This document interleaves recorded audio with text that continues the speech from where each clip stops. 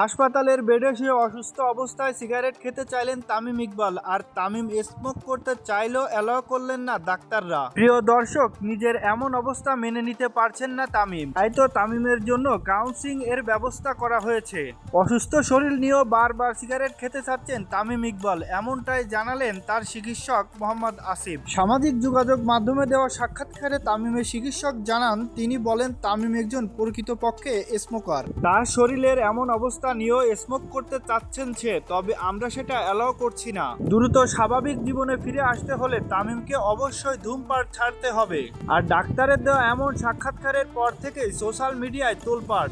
তামিম ইকবাল যে ধূমপান করতেন এটা অনেকে জানতেন না, আবার অনেকে এটা বিশ্বাসও করতে পারছেন না। আবার কিছু লোকে অ্যাপ্রিসিয়েটও করছেন বটে, কেননা একজন পুরুষ হিসেবে সে চাইলে সিগারেট খেতে পারে, হোক সে একজন ক্রিকেটার, হোক সে একজন কর্মজীবী। তবে এটা সত্য যে যারা প্রকৃত নেশায় আসক্ত থাকে তারা কখনো নেশা ছাড়া থাকতে পারে না, তাই সে হোক অসুস্থ কিংবা হোক মানসিকভাবে বিপদগ্রস্ত।